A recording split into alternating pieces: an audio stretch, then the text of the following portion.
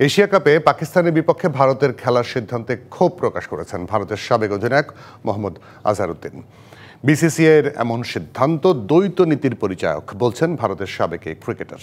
ভারতীয় ক্রিকেট বোর্ডের এমন পদক্ষেপ সমালোচিত সর্বস্তরে। সময়ের হিসেবে বাকি মাস দেড়েক, এরই মধ্যে একটি ম্যাচকে ঘিরে শুরু আলোচনা। এশিয়া কাপে ভারত পাকিস্তান দ্বৈরথ সবার আগ্রহের কেন্দ্রে।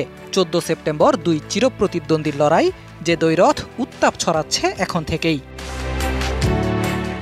দুই প্রতিবেশী দেশের সাম্প্রতিক সংঘাতের পর ভারতীয় ক্রিকেট বোর্ডের কঠোর অবস্থান। আইসিসি কিংবা এসিসির ইভেন্টে পাকিস্তানকে প্রতিপক্ষ হিসেবে চায় না তারা। দ্বিপাক্ষিক সিরিজ বন্ধ এক যুগেরও বেশি সময় ধরে। সম্পর্কের বরফ কিছুটা গলতেই পাল্টে গেল দৃশ্যপট।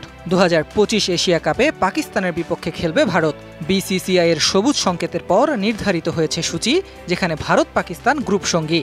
ভারতীয় বোর্ডের এমন দ্বিচারিতার কড়া সমালোচনা সাবেক ভারতীয় অধিনায়ক মোহাম্মদ আজহারউদ্দিনের। ভারত পাকিস্তান ম্যাচ হলে সব জায়গাতেই হওয়া উচিত, আর না হলে কোথাও নয়। যদি দ্বিপাক্ষিক সিরিজ খেলা না হয় তাহলে আন্তর্জাতিক আসরেও খেলা উচিত নয়, কিন্তু সরকার ও বোর্ড যেটা সিদ্ধান্ত নেয় সেটাই ঘটে। একই সুরে কথা বলেছেন ভারতের সাবেক পেসার শ্রীশান্ত। সবার আগে দেশ। আমার ব্যক্তিগত মতামত, পাকিস্তানকে এশিয়া কাপে খেলতে দেওয়াই উচিত না। পাকিস্তানের সাথে ভারতের খেলা উচিত নয়। বিসিসিআই এর কি উপায় ছিল রাজি না হওয়ার? এখানে কি শুধুই ক্রিকেটীয় স্বার্থ?